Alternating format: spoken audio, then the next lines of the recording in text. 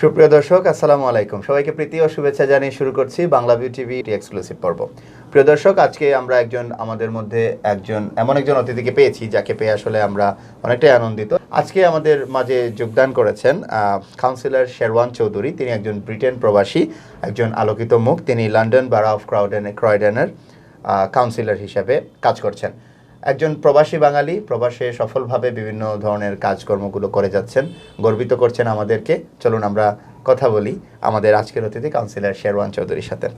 জনাব শেরওয়ান চৌধুরী, আপনাকে আলোচনায় স্বাগত জানাচ্ছি। কেমন আছেন আপনি? আসসালামু আলাইকুম, ধন্যবাদ। হ্যাঁ, ভালো আছি। সেই সাথে আমি আপনাকে আপনার ভিউয়ারদেরকে আমিও ধন্যবাদ দিচ্ছি যে আমার এই অনুষ্ঠান দেখার জন্য, আর অবশ্যই আপনি আমার এই অনুষ্ঠানে দাওয়াত দেওয়ার জন্য অসংখ্য ধন্যবাদ। জি, আজকে আমি জানি যে আপনি নিজেও একজন প্রোগ্রাম উপস্থাপক। আপনার সাথে বসে উপস্থাপনা করা আসলে আমার মনে হয় যে আজকে উপস্থাপনা না করে আমরা একটু গল্পের ছলে আজকের অনুষ্ঠানটি সাজাই। আমরা জানি যে আপনি একজন বাংলাদেশি, প্রবাসী বাংলাদেশি, এবং আপনি ব্রিটেনে বাংলাদেশিদের মুখ উজ্জ্বল করছেন। বিভিন্ন জায়গায় সমাজের বিভিন্ন সামাজিক কর্মকাণ্ডে আপনি নিজেকে নিয়োজিত করেছেন, কাউন্সিলর নির্বাচিত হয়েছেন। আপনি তো একসময় বাংলাদেশে ছিলেন। কখন আসলে লন্ডনে পাড়ি জমিয়েছিলেন আপনি? আমি বাংলাদেশে পাড়ি জমিয়েছি ধরেন 1976-এর শেষের দিকে, বুঝছেন। প্রায় অনেক বছর হয়ে গেল। যেটা হয়তো পড়াশোনার উদ্দেশ্য ছিল, অন্যান্য উদ্দেশ্য ছিল। আপনার বয়স কত ছিল? আমি 22 ছিলাম। 22 অনেক ইয়াং ছিলাম, যাই হোক, এই আর কি। আর বাংলাদেশে কোথায় কেটেছে আপনার শৈশব? বাংলাদেশে মেইনলি সিলেটে। আমি সিলেটে বর্ন ব্রট আপ। আর সিলেট গভর্নমেন্ট স্কুলে পড়েছি, হাতিমাজলি স্কুলে 2 বছর পড়েছি, 1-2, তাও গভর্নমেন্ট স্কুলে। তারপর এমসি কলেজে পড়েছি আমি। এমসি কলেজে পড়েছি, তারপর পাড়ি জমালাম বিলেতে। জি, আমরা সাধারণত দেখি আপনাদের প্রজন্মের যত বাঙালি মানুষজন আসলে যুক্তরাজ্যে পাড়ি জমিয়েছেন, সিংহভাগেরই উদ্দেশ্য ছিল আসলে বলতে গেলে যে বাংলাদেশে তাদের পরিবারের একটি বিশাল অংশ আছেন, তাদেরকে সাপোর্ট করা, তাদেরকে আসলে একটি আরো ভালো জায়গায় নিয়ে যাওয়া। সেই সমস্ত চাপে অনেকেই কিন্তু দেখা গেছে যে শুধুমাত্র কিছু কাজে কর্মে যেগুলো থেকে আসলে রুজি রোজগার হয় সেই দিকেই নিজেকে আসলে বেশি নিয়োজিত করেছেন। আপনি একটু ভিন্ন জায়গায়ও কিন্তু নিজেকে ফুটিয়ে তুলেছেন। এই আগ্রহগুলো কবে থেকে আপনার মধ্যে জাগলো? আপনি কি বাংলাদেশে থাকতেও এরকম কাজগুলোর সাথে জড়িত ছিলেন কিনা? আমি বাংলাদেশে থাকতে অবশ্য ছিলাম। যেমন আমি কচিকাছা মেলা করে আমরা করতাম। কচিকা 75-এ আমরা বেগম রুখিয়াকে এনেছিলাম। কচিকাছা মেলার থেকে মোটামুটি একটা কমিউনিটি ওয়ার্ক করতাম। অবশ্যই কিছু লেখালেখি করতাম, যুগবেরি, কিংবা আমি আপনার ইয়েতে লিখেছি প্রায় ছড়া আমার আসতো আপনার ইত্তেফাকে কচিকাছার মেলায়। এই লেখার থেকে সমাজকর্ম, তারপর একটু পলিটিক্স, কলেজে ঢোকার পরে পলিটিক্সে একটু ঢুকেছিলাম, অবশ্যই ছাত্রলীগ করতাম। তারপর আস্তে আস্তে সেই সময় পড়াশোনা শেষ হওয়ার আগে চলে গেলাম বিলেতে। সেই ধারা নিয়েই ধরেন ওইখানে আস্তে আস্তে একটু স্টাবলিশড হওয়ার পরে আমি ধরেন লোকাল পলিটিক্সে ঢুকেছি। যেমন আপনার লেবার পার্টি, কিংবা ওইখানে বাংলাদেশের রাজনীতি নামে আছি, তবে কাজ করি, এত সময় পাওয়া যায় না। আর ধরেন পলিটিক্স কিংবা সমাজকর্ম করার জন্য যে you can make difference for people, যেটা আমি চেষ্টা করছি, আজও চেষ্টা করে যাচ্ছি। এটাই একই মুখ্য উদ্দেশ্য। সব আপনি বললেন যে আপনি বোধহয় 1976 সালের দিকে লন্ডনে পাড়ি জমিয়েছিলেন। তখনকার লন্ডন, স্পেশালি আমি যদি বলি যে ইংল্যান্ডে তৎকালীন সময়ের যে আমাদের বাঙালি যে প্রজন্মের মানুষরা ছিলেন, তুলনামূলক যদি একটু তথ্য দেন যে আজকে 2020 সাল, যুক্তরাজ্যে বাঙালি কয়েক প্রজন্ম পাড়ি দিয়েছে, ওই সময়কার কথা যদি একটু বলেন। 76-এর শেষের দিকে আর আজকের বিলেট কিন্তু Gulf of difference, day and night difference. আমরা যখন পাড়ি দিই তখন ধরেন আমাদের সমবয়সী কিংবা সমসাময়িক কিছু লোক আমাদের গিয়েছিল, কিন্তু ও পড়াশোনার ব্যাপারে কিছুটা করেছি, কিংবা যেটা আগেই বললেন ফাইন্যান্সিয়াল সাপোর্ট, এগুলো ফ্যামিলি, কিন্তু পুরোপুরি হয়তো শেষ হয় নাই। তারপর ধরেন একটা জিনিস ছিল, যেমন আমিও বিজনেসে ঢুকেছি, রেস্টুরেন্ট বিজনেসে, যেটা সবাই করে, সেখানেও খুব একটা স্যাটিসফাইড পাইনি। তারপর ভাবলাম আমি অন্য মেইন স্ট্রিমে যাই না কেন, শুধু রেস্টুরেন্ট বিজনেস। কিংবা তারপর আমি ধরেন ইন্স্যুরেন্সে কাজ ঢুকলাম, ইন্স্যুরেন্সে কাজ করলাম 85-এ ইন্স্যুরেন্সে কাজ দেখলাম। ইন্স্যুরেন্স থেকে অনেক বছর গেল। তারপর ইন্স্যুরেন্সের ইয়েটাও কিন্তু খুব একটা 93-তে খুব একটা ভালো যায় না। তারপর আস্তে আস্তে কেরিয়ার চেঞ্জ করলাম, যেহেতু ওই মার্কেটটা একটু স্যাচুরেটেড হয়ে গেছিলো বিভিন্ন কারণে। তারপর আমি ঢুকলাম আপনার হাউজিংয়ে, যেটা 1995-এ। হাউজিংয়ে কিন্তু ওটা আমাকে গ্রেট স্যাটিসফ্যাকশন দিয়েছে, আজও আমি আছি। আমি এই মুহূর্তে একটা হোমলেস চ্যারিটির সাথে কাজ করি, যেটা আমার মেইন জব। হোমলেস চ্যারিটি বলতে আজকে আমি বলেছি এক জায়গায় যে চ্যারিটি ওয়ার্ক সব জায়গায় হয়। অনেকে হয়তো ভাবতে পারে যে বিলেতের মতো যাওয়া চ্যারিটি দরকার কি, কিন্তু ওইখানে চ্যারিটি হয়। ওটা হয়তো আপনি নিজে গিয়েছেন, ওইখানে গিয়েছেন, দেখেছেন। চ্যারিটি সব জায়গায় হয়। আমি নিজেও চ্যারিটি করি, ওইখানে অনেক ধরনের কাজ করেছি হোমলেসে। যেমন আমি একটা এক্সাম্পল দিই, যেমন আমি যে চ্যারিটিতে কাজ করি, আমি কাউন্সিলর, কিন্তু আমাদের এরিয়াতে একটা স্লিপ আউট হয়েছিল। আপনারা দেখেছেন, আপনি নিজে দেখেছেন হয়তো, এদেশেও অনেক লোক রাস্তায় ঘুমায়। তা আমি যে একটা কাজ করি, রাস্তা ঘুমার যারা, ওদেরকে রাস্তা থেকে তুলে নিয়ে একটা হোস্টেলে রাখা হয়।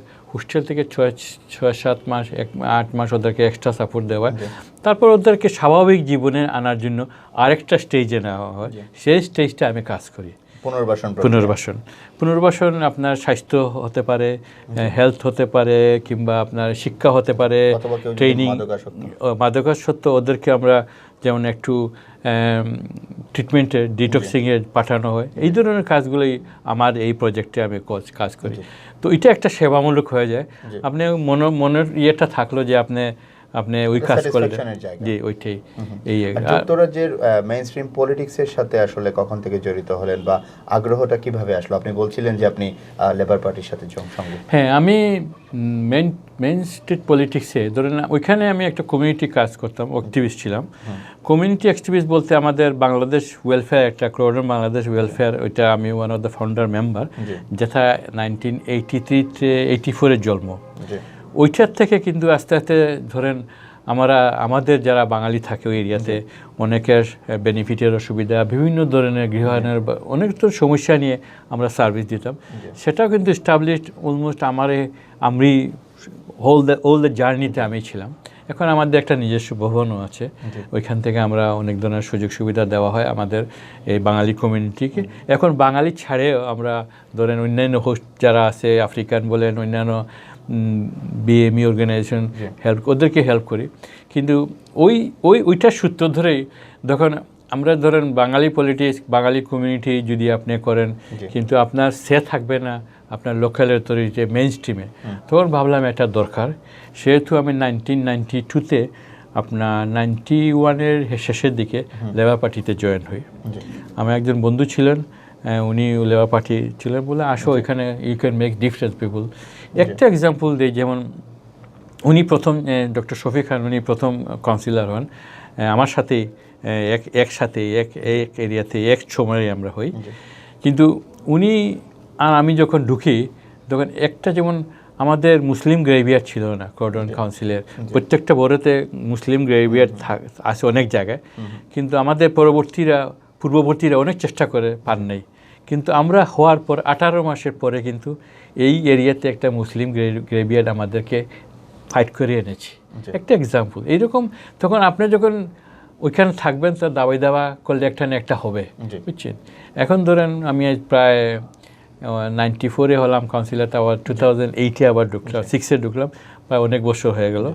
এখন যা যতটুকু পারা যায় করা যায়। মেইন স্ট্রিম আমাদের পলিটিক্স কিছু আছে, আমরা সব সময় ধরেন এখন আমরা 4 জন বাঙালি কাউন্সিলর আছি এই ইয়েতে, কিন্তু বাঙালি সংখ্যা খুব কম।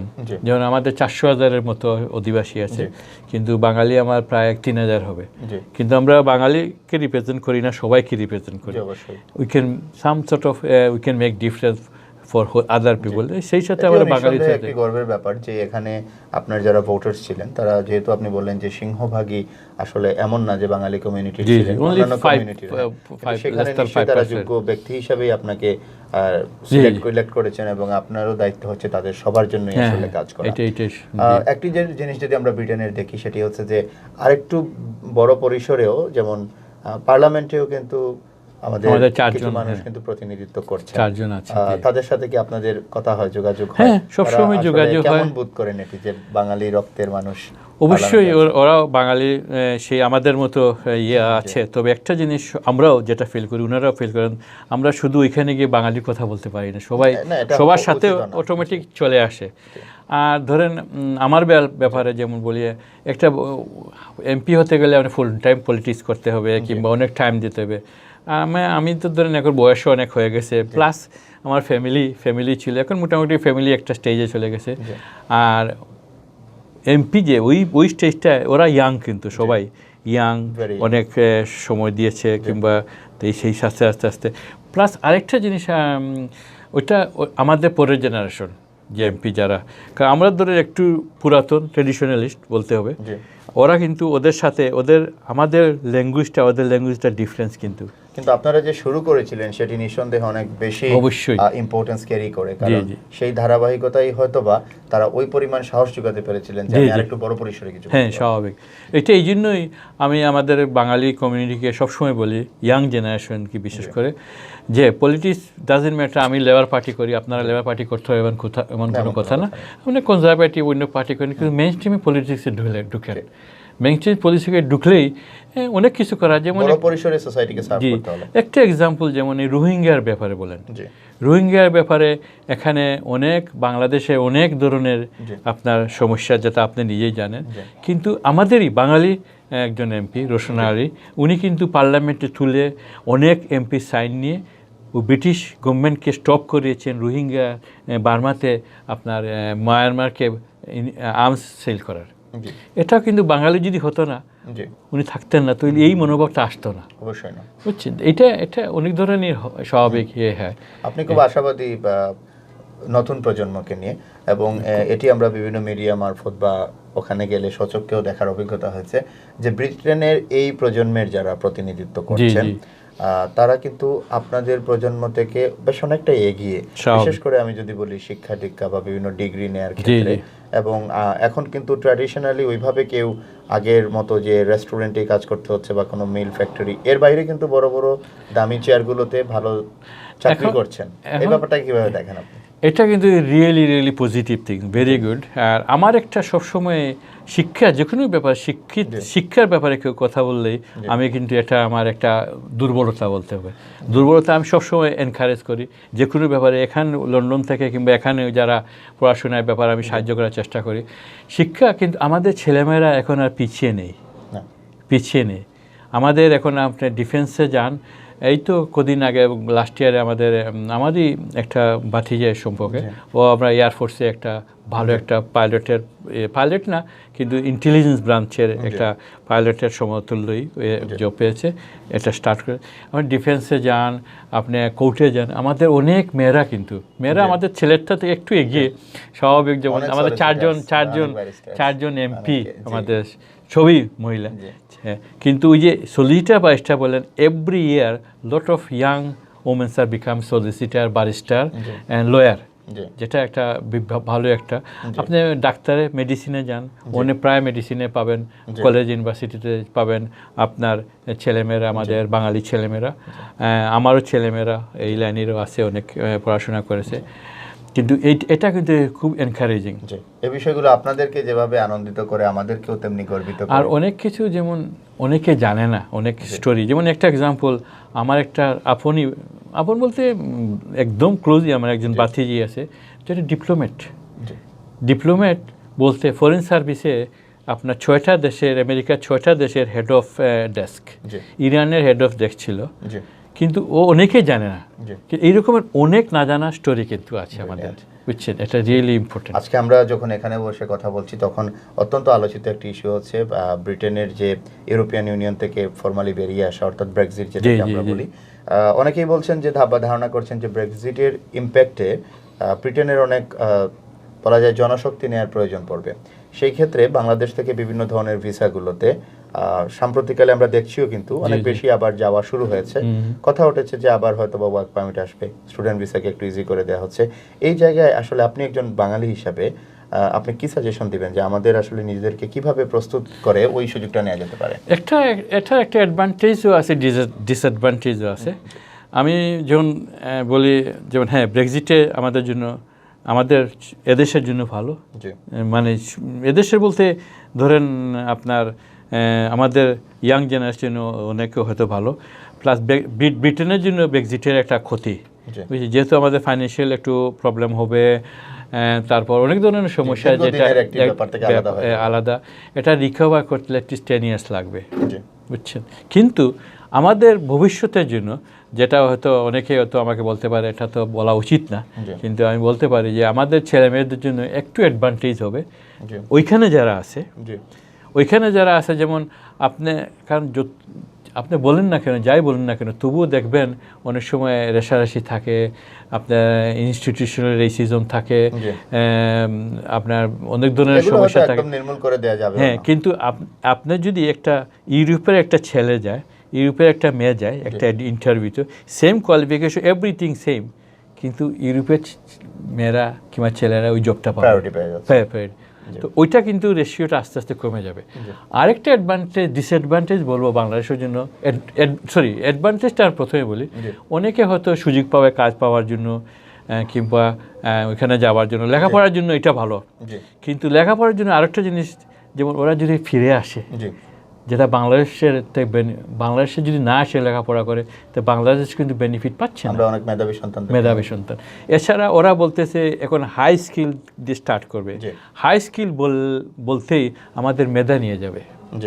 আমি দেখেছি আমার এই প্রায় 40 বছরের ইয়েতে ব্রিটেনে থাকার অনেক ভালো ভালো ছাত্র যারা এখান থেকে গেছে, কিন্তু ওরা ইজিলি দিয়ে দেয়, পারমিশন দিয়ে দেয়, যেহেতু ব্রেইন আছে, তো আমাদের এটা ক্ষতি হলো অবশ্যই। কিন্তু আজকালকে বাংলাদেশে তো অনেক ওইখানে যে পয়সা কিংবা রোজগার করে এখানে করতে পারে, কিন্তু আমাদের এই যে বাংলাদেশে কিন্তু এখন মেধার দরকার, বুঝছেন। বাংলাদেশের মেধার দরকার। আমাদের ছেলেমেয়েরা থাকতে আমরা কেন ইন্ডিয়া থেকে আনবো, কেন বিদেশ থেকে আনবো মিডিল ম্যানেজমেন্ট। আমার খুব আমার একটা ভাগিনা আছে, খুব হাই ইয়েতে জব করতো এখানে, এখন গভর্নমেন্ট প্রাইম মিনিস্টার অফিসে ছিল, এখন ও ব্রিটেনের, কিন্তু বর্ন ব্রট আপ এখানে, কিন্তু গভর্নমেন্টের জব, কিন্তু ও আবার চিফ এক্সিকিউটিভ ছিল, পাবলিক প্রাইভেট পার্টনারশিপ ছিল প্রাইম মিনিস্টার অফিসে, প্রায় 5 বছর কাজ করছে, তারপর আবার চলে গেছে ওয়ার্ল্ড ব্যাংকে, ওকে আবার আপনার আরেকটা দেশে হেড অফ ইকোনমিক্স বানিয়ে দিয়ে দিয়েছে। যাই হোক, এটা কিন্তু এই জন্য বলতেছি, ওকে জিজ্ঞেস করলাম যে তোমরা এখানে বাংলাদেশে, ও কিন্তু ওর ডিপার্টমেন্টে অনেক ইন্ডিয়ান কিংবা বিদেশি অনেক মিডিল ম্যানেজমেন্টে, কিন্তু বললো মামা ওইটা আমাদের শর্টেজ আছে, এই জন্য আমরা বিদেশ থেকে অনেক জব দেই, অনেকেই জব দিয়ে স্কিল আনতে হয়, কিন্তু কেন আমাদের ছেলেমেয়েরা বিদেশ যাবে কেন? এই জন্য বলতেছি আমাদের যদি এখানে সুযোগ সুবিধা একটু ভালো হয়, তো অফকোর্স ওরা লেখাপড়া করে ফিরে আসবে, এটাই আমি প্রত্যাশা করি। এটা আমার মনে হয় সবাই এনকারেজ করা উচিত। আমি আরেকটা বিষয় নিয়ে কথা বলতে চাই আমাদের অনুষ্ঠান শেষের প্রাককালে। যখনই আসলে কেউ ব্রিটেন থেকে বাংলাদেশে আসেন, তখন একটি আলোচিত বিষয় হয়ে যায় বিমান বাংলাদেশ এয়ারলাইন্স, এটির বিভিন্ন ইস্যু নিয়ে বা যাত্রী সেবা অনেক কিছু নিয়ে। আপনি একজন আলোকিত মানুষ, আপনি ব্রিটেনের কমিউনিটি একজন নেতা। সাম্প্রতিক সময়ে এটি তো বাস্তব, আমরা দেখেছি যে আমাদের বিমানে অনেক নতুন নতুন বোয়িংগুলো সংযুক্ত হয়েছে, সেই হিসেবে আসলে অতীতের যে কোনো সময়ের তুলনায় এখন আমাদের ভালো কিছু বোয়িং আছে, ফ্লাইটও বানানো হয়েছে, কিন্তু প্রশ্ন থেকে যায় যাত্রী সেবার মান নিয়ে কিংবা এয়ারপোর্টে নামার পর বিভিন্ন ধরনের হ্যারাসমেন্ট নিয়ে। এই বিষয়টিকে আপনি এই যে আসা যাওয়া করেন, এর মধ্যে কিভাবে এটিকে ফলো করেন এবং আপনার সাজেশনগুলো কি হতে পারে বা আপনার অভিযোগগুলো কি হতে পারে? এটা অবশ্যই একটা কন্ট্রোভার্সিয়াল সাবজেক্ট। তবে সবাই বাংলাদেশ বিমান যখন প্রায় বছরখানেক আগে ঘোষণা দিল, অনেকগুলো প্লেন কিনতেছে, অনেক ধরনের সুযোগ সুবিধা অনেক, কিন্তু সবাই কিন্তু রিয়েলি উৎফুল্লভাবে ওয়েলকাম করেছে। অবশ্যই আমরা এটা ভালো একটা সুযোগ, বাংলাদেশে আমরা প্লেনে যাব বাংলাদেশের, কিন্তু এখন অনেকগুলো প্লেন যাওয়া আসা করতেছে। একটা জিনিস আমার মনে হয়, যেটা ওরা 100% প্রিপেয়ার না হয়ে প্লেনগুলা যাত্রা শুরু করে দিয়েছে। যেমন এক্সাম্পল 17 তারিখ, এই 17 তারিখ আমারই একজন ভাগিনা আসছে, ও বলল ও আসার প্লেনের মধ্যে টেলিভিশন নাই, 3টা মেনু দিচ্ছেন, 3টা মেনুর মধ্যে বলছে একটা খাওয়া আছে আর কোনো খাওয়া নেই। তো এইগুলো আনপ্রিপেয়ার্ড অবস্থায় মিসম্যানেজমেন্টে যদি আপনি স্টার্ট করেন তো যাত্রাটাই আপনার একটু ভঙ্গ হয়ে যাবে। আমার মনে হয় আপনাদের জন্য একটি সুযোগ আছে, এই বছরের কিন্তু বেসামরিক বিমান পরিবহন প্রতিমন্ত্রী আমাদের সিলেটের কৃতি সন্তান অ্যাডভোকেট মাহবুব আলী। জি জি। তো আমরা এই বছর একটি চমকপ্রদ ব্যাপার দেখেছি যে বিমান কিন্তু এই বছর অনেক লাভ করেছে, যেটা সাধারণত শোনা যায় না, লোকসানে থাকে। তো আশা করা যে ইমপ্রুভমেন্ট আসছে, আপনারা আসলে আসবে। তবে লন্ডন সফরে আপনারা এটির জন্য ওনাকে আমার মনে হয় বিষয়টি রেফার করতে পারেন। তারপর আমার মনে হয় ওইটা কিন্তু অনেকগুলা কমে গেছে, যেমন হয়রানি যেটা এয়ারপোর্ট, এটা আগের মতো না, আমি নিজেও কখনো ফিল করি নাই। কিন্তু ওই সার্ভিসটা, ইন্টারনেট সার্ভিসটা ইমপ্রুভ করা। আরেকটা জিনিস, যেমন আমাদের সবাই, আমি যেমন যারা আসে বিমানে মেইনলি 90% কিন্তু সিলেটের লোক আসে। ওরা সিলেটের সবাই 90% কেন ওরা বেশি পয়সা দিয়ে আসবে? অ্যাটলিস্ট ধরেন আপনি এই বাংলাদেশ বিমানে আসতে হলে 600 650 পাউন্ড লাগবে, কিন্তু আমিরাতে অন্যান্য ফ্লাইটে 450 500 দিয়ে আসবে। এত ডিফারেন্স থাকবে কেন? আমার কথা হলো এটা, বুঝছেন? হ্যাঁ, টেকনিক্যালি অনেক ধরনের সিস্টেম থাকে, কিন্তু এত হয়তো 5% ডিফারেন্স থাকতে পারে, কিন্তু 20% ডিফারেন্স থাকা উচিত না। আর তারপরেও আমরা শুনি বিমানের লোকসান। তারপরেও দেখবেন আপনার সিট নাই, বিমানে খালি জায়গা পড়ে আছে। এটা আমার মনে হয় সবাই কমপ্লেন করেছে, এটা ওরা দেখতেছে, রিভিউ করতেছে। কিন্তু আমার মনে হয় যদি একটা ভালো প্যাকেজ দেওয়া হয়, হ্যাঁ, বাংলাদেশ বিমানে ইন্টারন্যাশনাল ফ্লাইটে আপনি বাংলাদেশে আসলেন, চিটাগাং যাবেন, রাঙ্গামাটি যাবেন, একটু ঘোরাবেন, এই ইন্টারন্যাশনাল সুযোগ সুবিধা থাকে, যদি প্যাকেজ থাকে, আমার মনে হয় এটা অবশ্যই কিনবে। তবে আমি এটাই বলতে চাই যে কেন আমাদের বাংলাদেশের লোক, বিশেষ করে সিলেটের 90% লোক সিলেটের বিমানে কেন এত পয়সা দেবে? এটা একটা রিভিউ করা উচিত, কেন দাম হয়। ইন্টারন্যাশনাল ফ্লাইটের সার্ভিসটা আরও ভালো করা উচিত, যেটা অবশ্যই আমার মনে হয়। আমিও যে ওইসব বিমানে আসিনি, এত পয়সা দিয়ে আমি আসতে পারবো না, 200 পাউন্ড এক্সট্রা দিয়ে। দুঃখজনক ব্যাপার, আমি এত ফিল করার পরেও আসতে পারিনি, কিন্তু সিটও ছিল না। আমি চেষ্টা করলে হয়তো আসতে পারতাম না, আমি হঠাৎ আসতে হয়েছে। কিন্তু আমি কিন্তু যে প্লেনে এসেছি ভালো সার্ভিস ছিল, সব কিছু ভালো ছিল, ঢাকাতে কোনো অসুবিধা হয় না। কিন্তু আমার মনে হয় এটা অনেক আমার ভালো করে একটা ইন্টারনাল রিভিউ করা উচিত। আমার মনে হয় বিমানের হাই অফিসিয়ালরা যদি ছদ্মবেশে বিমানে যাওয়া আসা করেন মধ্যে মধ্যে, ওনারা হয়তো দৃশ্যটা দেখতে পাবেন। জনাব শেরওয়ান চৌধুরী, আপনাকে অসংখ্য ধন্যবাদ আমাদের অনুষ্ঠানে আমন্ত্রণে সাড়া দেওয়ার জন্য। আমরা আশা করছি আপনি আবারও যখন কোনো হলিডেতে বা কোনো সাংগঠনিক কাজে বাংলাদেশে আসবেন, আবার আমন্ত্রণে সাড়া দিবেন। ইনশাআল্লাহ আসবো। আবারও সবাইকে, দর্শকবৃন্দ আর আপনাকে ধন্যবাদ দিচ্ছি এই অনুষ্ঠানে আমাকে দাওয়াত দেওয়ার জন্য। অসংখ্য ধন্যবাদ। প্রিয় দর্শক, আমরা কথা বলছিলাম কাউন্সিলর শেরওয়ান চৌধুরীর সাথে। তিনি একজন যুক্তরাজ্য প্রবাসী, লন্ডন বারা অফ ক্রয়ডনের কাউন্সিলর। কথা বললাম, আপনারা শুনেছেন বিভিন্ন ইস্যু নিয়ে। বিশেষ করে আমরা যে বিষয়গুলো শুনতে চেয়েছিলাম সেটি ছিল যে একজন প্রবাসী বাঙালি হিসাবে, কিংবা এক সময় বাংলাদেশে জন্ম নেয় একজন শৈশবে বা কৈশোরে চলে যাওয়া একজন যুবকের আজকে এই বয়সে দীর্ঘদিন ইংল্যান্ডে বসবাস করার যে অভিজ্ঞতা, আগের প্রজন্মের সাথে এখনকার প্রজন্মের তুলনামূলক চিত্র, এবং ইংল্যান্ডে আমাদের বিশেষ করে বাঙালি কমিউনিটির জন্য কি কি বাধা বিপত্তিগুলো এখনও আছে, কি কি সম্ভাবনাগুলোই বা আছে, সমস্ত কিছু মিলিয়ে একটি তুলনামূলক আলোচনার চেষ্টা করেছি। আমরা আশা করছি আমাদের আজকের আলোচনা আপনাদের জন্য অনেক ফলপ্রসূ হবে। তো প্রিয় দর্শক, দেখা হচ্ছে আবার আগামী পর্বে নতুন কোনো অতিথির সাথে, নতুন কোনো বিষয়ে। সেই পর্যন্ত ভালো থাকুন, সাথে থাকুন। আসসালামু আলাইকুম, শুভরাত্রি।